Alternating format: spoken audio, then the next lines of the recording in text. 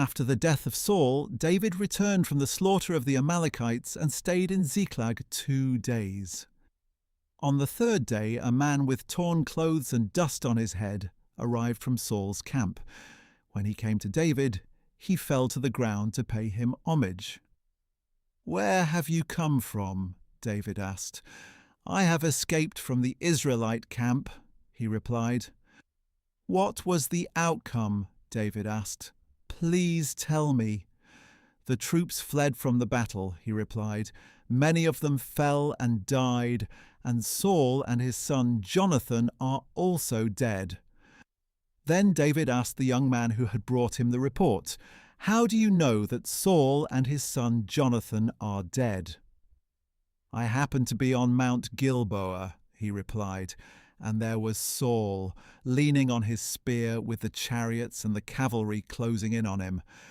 When he turned around and saw me, he called out to me, and I answered, 'Here I am.' 'Who are you?' he asked. So I told him, 'I am an Amalekite.' Then he begged me, 'Stand over me and kill me, for agony has seized me, but my life still lingers.' So I stood over him and killed him, because I knew that after he had fallen, he could not survive. And I took the crown that was on his head and the band that was on his arm, and I have brought them here to my Lord." Then David took hold of his own clothes and tore them, and all the men who were with him did the same. They mourned and wept and fasted until evening for Saul and his son Jonathan, and other people of the Lord and the house of Israel, because they had fallen by the sword. And David inquired of the young man who had brought him the report, "Where are you from?" "I am the son of a foreigner," he answered. "I am an Amalekite."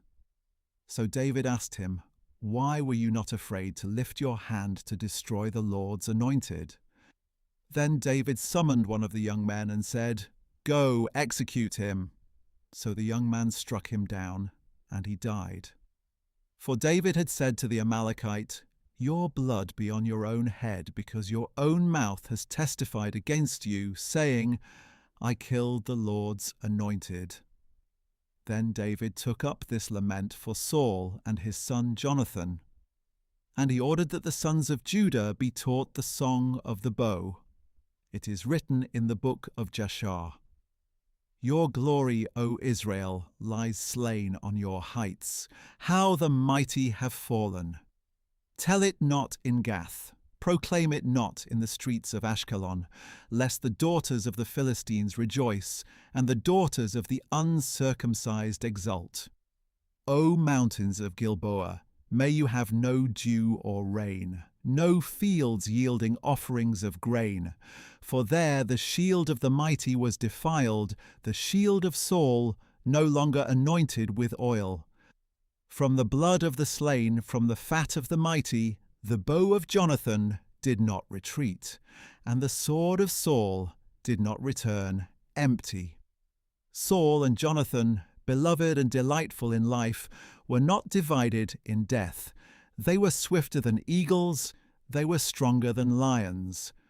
O daughters of Israel, weep for Saul, who clothed you in scarlet and luxury, who decked your garments with ornaments of gold. How the mighty have fallen in the thick of battle. Jonathan lies slain on your heights. I grieve for you, Jonathan, my brother. You were delightful to me. Your love to me was extraordinary, surpassing the love of women. How the mighty have fallen, and the weapons of war have perished.